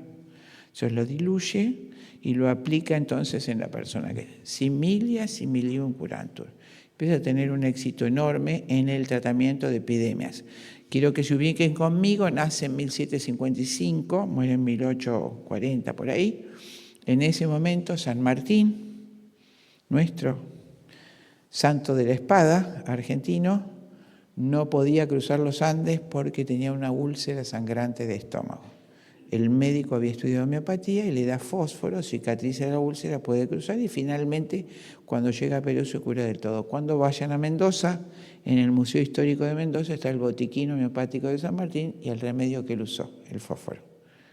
Pero eso tampoco se enseña en la escuela. Ustedes piensen que estos remedios no necesitan importación, los hace el mismo farmacéutico, son mucho más baratos, pero no se pueden estandarizar. Ese es el problema. Bueno, acá les puse la cara de Hahnemann, un sabio impresionante, la ley de similitud a la que se refería Hipócrates. Aquí les pongo cómo hace la dilución. Y los homeópatas sucesivos van a hacer diluciones milesimales, 100 milesimales, con resultados extraordinarios. De eso puedo decirles que las potencias bajas, se llaman dinamizaciones o potencias, a la 200, a la 30, curan más, o las usamos más para tratar las enfermedades biológicas, el aspecto biológico de la enfermedad, por ejemplo, una úlcera, pero las enfermedades mentales requieren potencias muy altas, es decir, mucho más diluido el remedio. Y ustedes piensen que una neurona se maneja con Armstrong, con micras. ¿Cómo le van a dar 150 miligramos de una droga? Es como tratar de enhebrar una aguja con la pata de un elefante. Por eso el resultado tan extraordinario de esas diluciones, que se absorben además en la boca como la adrenalina, para las enfermedades mentales. Bueno, así surge... Por supuesto, terriblemente terribles. Es un antes y un después. El psicotrópico es un camino de ida, porque en el medio va destruyendo todos los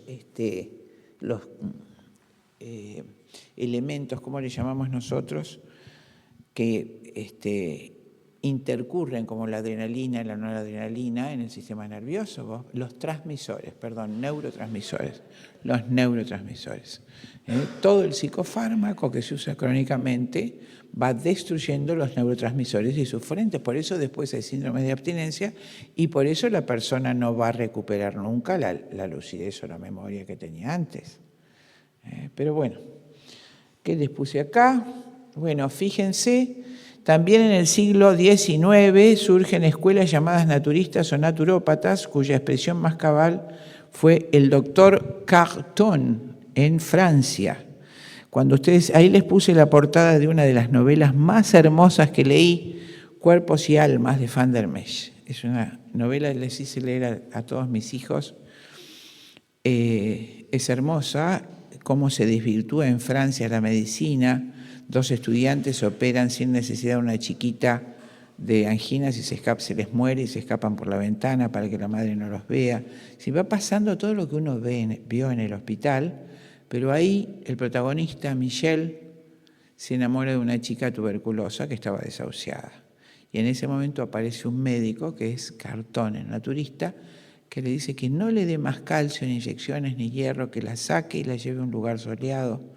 Le hace helioterapia, se llama la terapéutica con el sol, comida muy liviana, casi ayuno, aire, sol, y la chica se cura y fue su esposa. Esa escuela naturista es extraordinaria.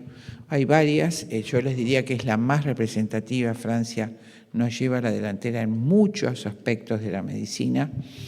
Y también Chile tiene una escuela naturista muy, muy buena de principios del siglo XX, que es la de la Saeta Charán. Y muchos otros naturistas, solamente les menciono 2. Bien, ¿qué les puse acá? Bueno, los naturistas entonces, eso se llama naturopatía. Hasta ahora, que creo que ya se prohibió en España, estaba la carrera de naturopatía, que era una carrera médica paralela de 5 años. Y acabo de hablar con una paciente mía en Francia. Francia dejó de cubrir, que toda la vida las obras sociales de Francia cubrieron los remedios homeopáticos, ya sacaron esa cobertura de las obras sociales. Hacia fines del siglo XIX, la medicina estaba fuertemente influenciada por el racionalismo cartesiano y el ateísmo materialista, surgido de la Revolución Francesa. A pesar de ello, las escuelas médicas europeas de origen católico, concretamente las escuelas francesas y españolas, conservaban su espíritu y motivación cristianas. Así, grandes semiólogos como Claudio Bernard en Francia profundizan el estudio de los síntomas. Acá los estudiantes de psicología, eso es la fisiopatología, o medicina si hay alguno, el estudio de las funciones de los órganos. La fisiología normal y la función alterada por la enfermedad es la fisiopatología. Un hombre extraordinario, Claudio Bernard, que dedicó su vida, era además buenísimo, sus pacientes lo amaban. Hace la escuela primera de fisiopatología, dejando entrever su oposición a Virchow, que muchas veces dice no hay lesiones orgánicas y el paciente está enfermo. Muy bien, acá tienen una foto de Claudio Bernard con sus alumnos, maestro de la fisiopatología. Y acá aparecen 2 personajes, todo ocurre en el siglo XIX, 1800, y también vamos a ver las vacunas que aparecen ahí, la discusión de Béchamp y Pasteur. A mediados del siglo XIX, Malthus hace su famosa teoría económica de la población, amenaza con la catástrofe demográfica, dice que recorre los barrios pobres de la Revolución Industrial, donde todos los obreros eran trabajadores rurales que habían dejado el campo, van a las fábricas de carbón y por supuesto viven en conventillos, sin cloacas, sin agua corriente, y tienen muchos hijos además. Tienen muchos hijos porque era lo normal, pero además los hijos trabajaban, porque si el padre se moría en esas industrias, como era lo común, los hijos tenían que mantener la familia. Entonces él se preocupa mucho, pero no por ello, sino que dice que si los pobres siguen teniendo hijos, con estas palabras, la comida no alcanzaría para todos. Entonces, invita a los pobres, a los incapacitados, a los seres inferiores con esa palabra de la sociedad a abstenerse de procrear. Esa es la teoría malthusiana. Y enseguida aparece Darwin, que era un admirador tremendo, era como Harari Darwin, admirador tremendo de Malthus, y entonces él empieza a tener el concepto que vos mencionaste hoy de raza superior, una cosa absurda. Entonces ordena las especies animales, él pergenia la evolución, la había ideado Lamarck, él la toma, la deforma, nunca tuvo pruebas, pero era vital que hubiera razas inferiores, animales inferiores, superiores, y los de todos, el más superior, recuerden el concepto que el hombre es un animal, el más evolucionado el hombre blanco, y de los blancos el rubio, y de los rubios el inglés. Por supuesto, ¿no? Se imaginan. Darwin inaugura 3 criterios, queridos amigos. Cuando ustedes leen El origen de las especies, el primero es que todo se produce por azar. No hay ninguna, los griegos decían, siendo politeístas, no puede ser que haya estos dioses porque tiene que haber una inteligencia ordenadora superior a nosotros que ordene todo este despelote y que exista este orden. En cambio, Darwin dice que no, que todo se produjo por casualidad.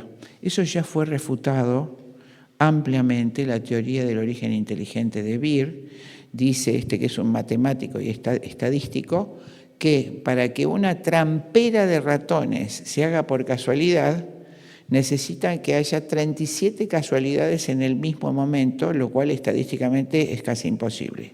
Pero para que una molécula viva se haga por casualidad, hacen falta 1.000.000 de casualidades en el mismo instante, lo cual es imposible. Si tuviéramos tiempo les explico cómo se explica en los libros de ciencia, da vergüenza.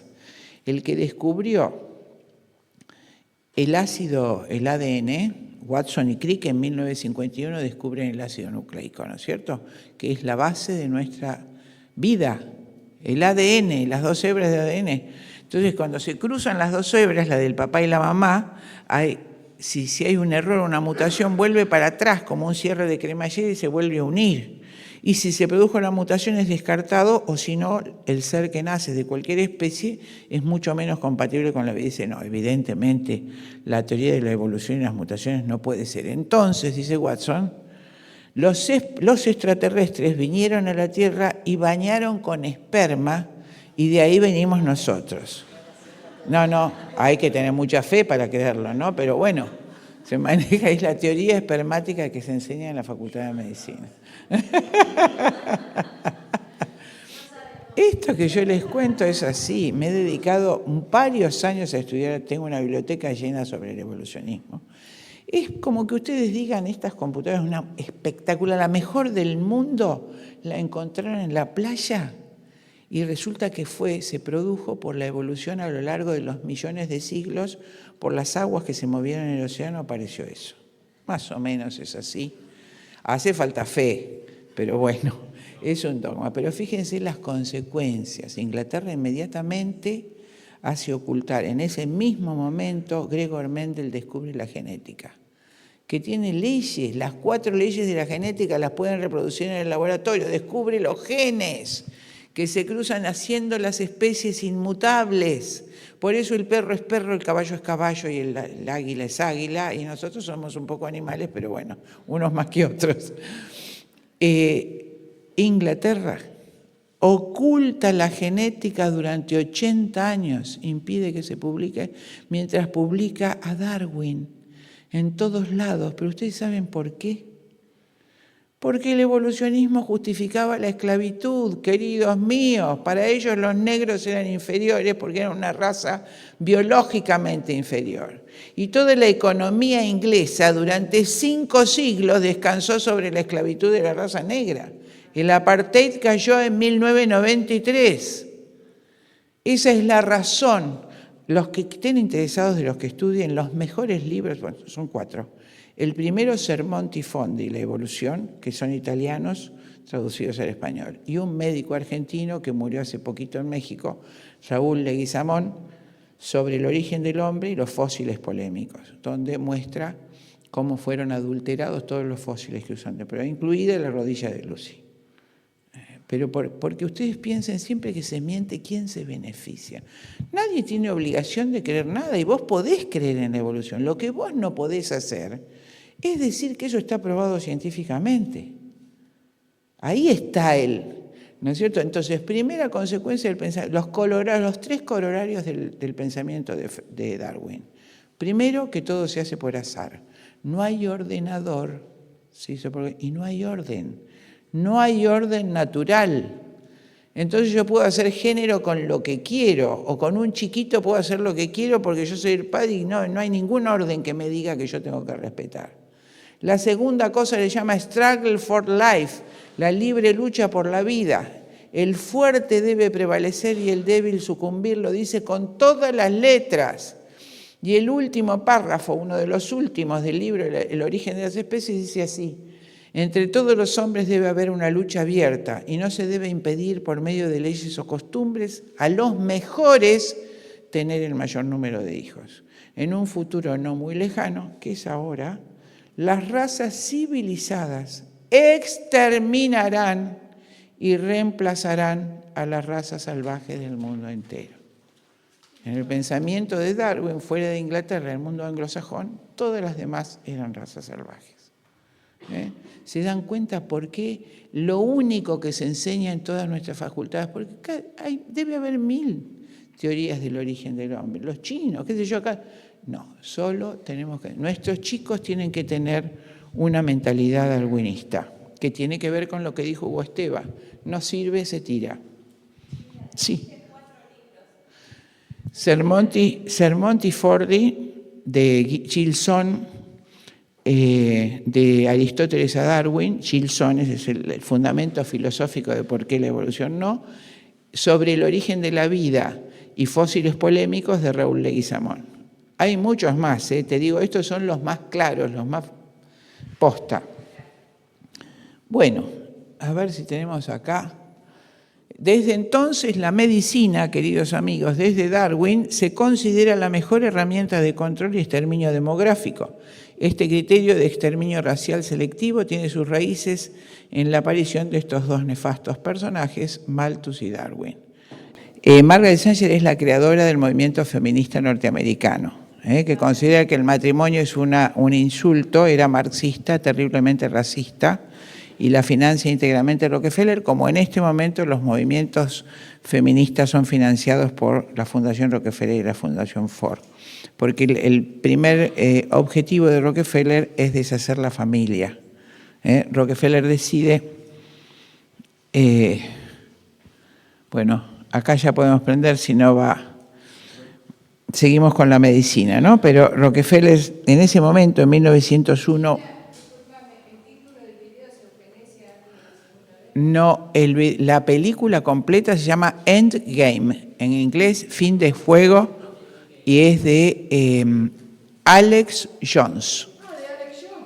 Sí, de Alex Jones, es un gran...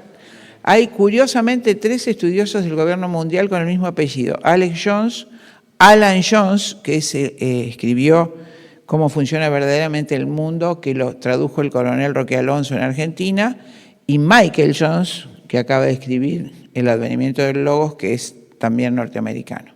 Son monstruos en este estudio. Creo que has estado con Michael Jones.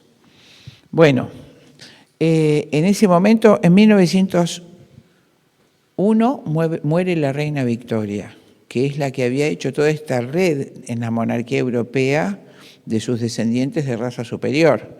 Cuando muere Inglaterra, Eduardo VII es el sucesor de la reina Victoria, tiene miedo de perder la hegemonía y hacen una sociedad que se llama el Club de los 300. Es el secreto más guardado del mundo. Con todos estos varones del robo, Harrison, Carnegie, Ford, Rockefeller, Rothschild, y las coronas holandesa, inglesa, danesa y la nobleza negra veneciana. Y ellos trasladan por primera vez en 5 siglos el manejo del poder mundial a Rockefeller. La corona cede esa administración de poder. Rockefeller decide aplicar el comunismo a todos nosotros, a todo el mundo dominado, y hacer una selección racial. Esa fue una decisión de Davidson, que les vieron ahí la cara, tipo de una inteligencia extraordinaria, para el mal, por supuesto, pero enormemente inteligente la cantidad de cosas que hizo. Y además hace la industria del petróleo, la Standard Oil, y a partir de ahí va a modificar la medicina. Pero en ese momento entonces se hacen todos los planes de eugenesia, que los dirige él mismo, y con Margaret Sanger, hace en 1916, la pone al frente la Liga Eugenésica de Control de Natalidad. Y esteriliza, como vieron en la película documental, cientos de miles de familias pobres norteamericanas.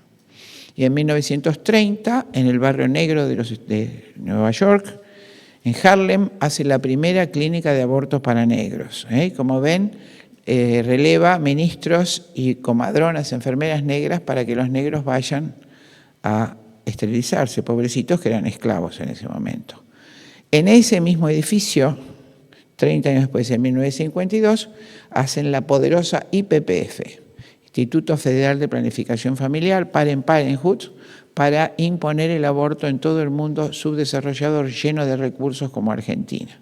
La Planned Parenthood tiene 66.000 clínicas de aborto en el mundo. McDonald's tiene 33.000 sucursales, para que ustedes vean el número.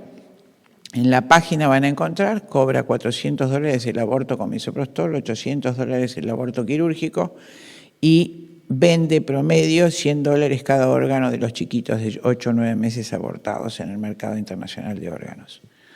Eso fue ventilado, es otra conferencia, en el juicio que fue el anteaño pasado, porque el médico que se metió para negociar, para mostrar, es decir, les hizo pisar el palito con una cámara oculta donde regatean el precio de los órganos, fue denunciado por la IPPF y condenado.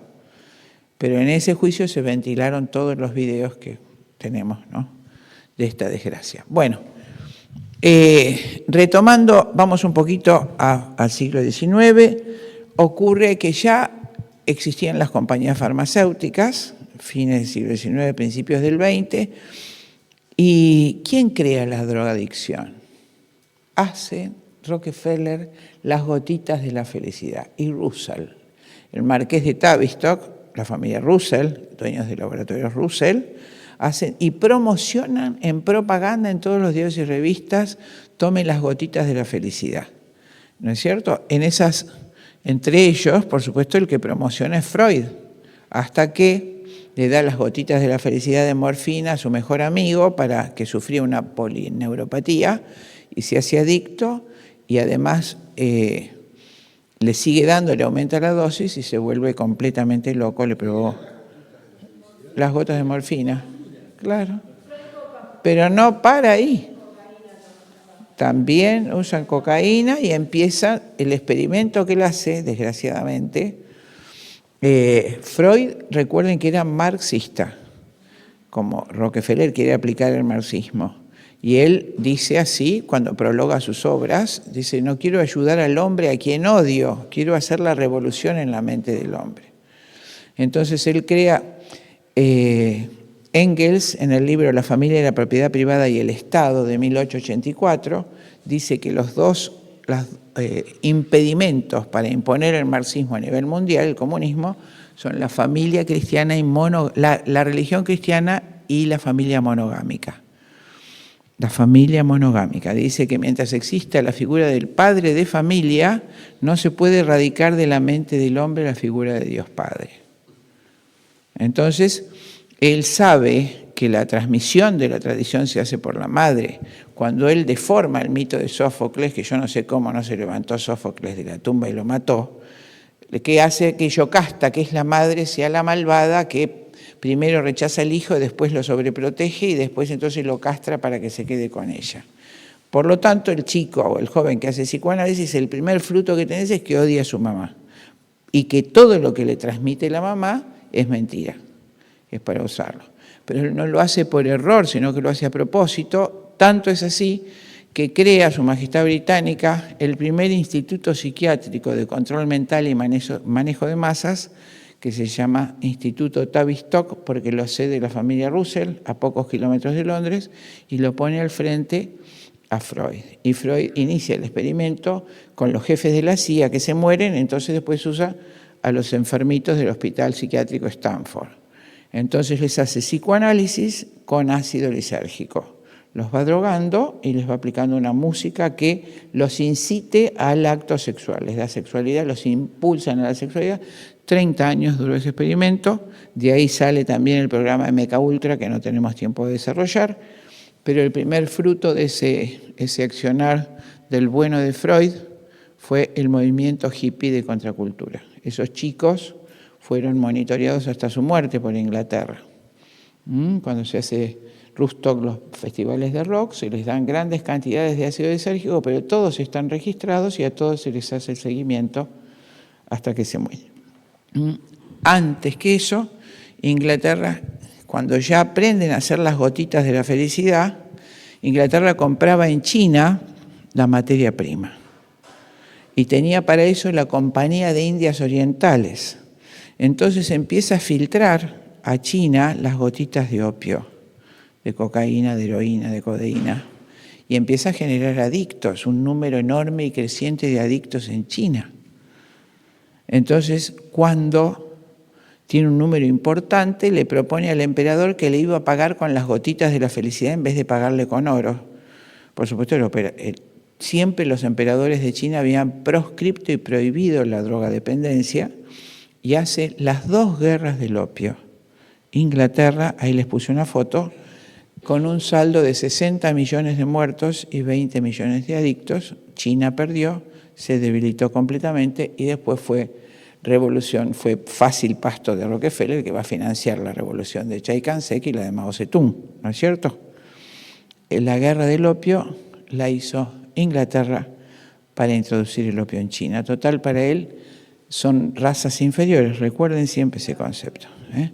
Ahí empieza la adicción a la droga. Inglaterra crea la drogadicción. A ver si nos entendemos lo que les quiero decir. Fue creada a propósito. El flagelo que hoy azota a la humanidad. HBC. Exactamente. Ese banco hasta hoy sigue siendo las operaciones de blanqueo de dinero. Acá tienen la portada del libro, los que les interesan es argentino, se llama Legalícenla, está toda la historia de la drogadicción, es un genio este hombre, Claudio Mate Rothenberg, impresionante toda la historia de la droga, es argentino y publica esto para que no sea tratada en el Senado la legalización de las drogas. Legalícenla, y tiene un subtítulo, La soncera hecha bandera, la legalización de las drogas. Somos unos estúpidos, la verdad. Bueno, no voy a poder terminar la parte de los microbios, eso es un gran engaño de Pasteur, Béchamp en esa misma época, a las que me refiero, dame 5 minutos que termino. Béchamp dice que los microbios, esa teoría se llama pleomorfismo, tienen distintas formas en nuestro organismo y que conviven con nosotros y cumplen funciones, que no vienen de afuera y que la enfermedad es generada de adentro. Y Pasteur toma todos los descubrimientos de Béchamp, dice que son propios de él, es un gran engaño, y que hay un monomorfismo, que las bacterias vienen de afuera y nos enferman. Por supuesto, al fin de su vida confiesa que es mentira y que realmente el descubridor era Béchamp. Ahí lo traslado, ¿no es cierto? Pero todo eso fue sustanciado por la Standard Oil de Rockefeller para hacer vacunas y hacer medicamentos en base a petróleo. Ese fue el movimiento de Rockefeller, ese es el origen de las vacunas. Los que quieren anotar el libro, Desvaneciendo ilusiones, de la doctora Susan Humphries, contemporánea, usa todas las estadísticas de la BBC de Londres, donde muestra que todas, la epidemia de polio, de difteria, todas terminaron antes de que apareciera la vacuna. Como pasó siempre en la historia de la humanidad, recuerden este concepto, las epidemias se producen por faltas de higiene. No había, fuera la revolución industrial, fines del siglo XIX, no había cloacas, no había agua corriente, vivían en conventillos, ¿cómo no va a haber? Cuando se puso todo eso, se terminaron las epidemias. El informe Flexner. En ese momento, en 1910, convivían en Estados Unidos y Europa todas las escuelas, naturopatía, homeopatía, quiropraxia, y la más descalificada era la medicina terapéutica con sustancias químicas. Entonces él tenía un instituto de investigación al frente de un Flexner, y su hermano, Abraham Flexner, que no era médico, era maestro de escuela, va a caballo con mucho dinero de Rockefeller a todas las escuelas terapéuticas. y soborna a muchísimos senadores. Entonces esas escuelas empiezan a publicar estudios científicos. En resumen, se dice que la única ciencia de investigación es la que hacen las medicinas de escuela terapéutica, que lo demás no es científico. De las 660 escuelas médicas que había en Estados Unidos, se cierran 600, quedan 60, las 60 de medicina terapéutica. Se prohíbe la homeopatía, se prohíbe la naturopatía. 1910. Y se deja el campo libre a la medicina que ustedes conocen, que es la medicina que llaman científica, ¿no es cierto?, que es profundamente inhumana. Cuando yo quiero estudiar un remedio químico, tengo 40 camas con sus enfermos en el hospital, a los 20 le doy el remedio, a los 20 los dejo sin remedios, aunque se mueran, y voy tomando nota de, eso es el estudio doble ciego. La falta moral de dejar sin tratamiento a los pacientes y probar en experimentación sin que el paciente lo sepa. Así se hace la medicina terapéutica. Esto está usurpado por Rockefeller y todas las escuelas fueron entonces prohibidas. No sé si les quiero decir algo más. El infame informe Flexner justificó ese cierre de las escuelas. Y por supuesto, esta última crea Rockefeller III, después de la Guerra Mundial, la Organización de Naciones Unidas como organismo de control y la ONG privada, Organización Mundial de la Salud, para que administre esa medicina y la vaya imponiendo, primero a través de recomendaciones hasta el año pasado, pero ahora en órdenes, ya que todos los países, a través de Naciones Unidas, se dieron la soberanía en manejo sanitario. Tengo un video donde Aldous Huxley dice, en 1972, dice así: cuando escribí Un Mundo Feliz, no lo hice como ficción, sino como proyecto político. Y creo que lo hemos logrado. Hemos logrado que la gente viva feliz a pesar de sus abominables condiciones de vida, mediante la droga. Pronto será una raza tan inferior de zombies tarados que será fácilmente manejable, etcétera, etcétera.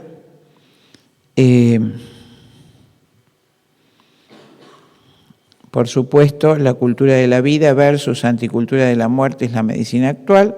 Aborto, trasplante de órganos, eutanasia, medicinas como instrumento de terror, Agenda 2030, Agenda 2050, dictadura sanitaria. Este es el video de dictadura sanitaria. Cierro con esta frase. Mas Jesús al oírlo dijo: no necesitan médicos los que están fuertes, sino los que están mal. Y después aprender qué significa aquello de misericordia quiero y no sacrificio, porque no he venido a curar a los justos, sino a los pecadores. ¿O no sabéis que vuestro cuerpo es templo del Espíritu Santo, que está en vosotros, el que tenéis de Dios y que no sois vuestros, no son vuestros? María Auxiliadora, salud de los enfermos, patrona de los médicos, ruega por nosotros. Nada más.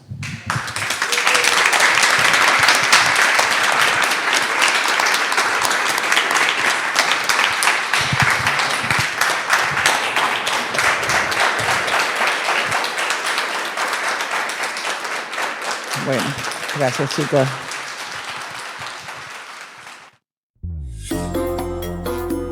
Dulcinea despierta.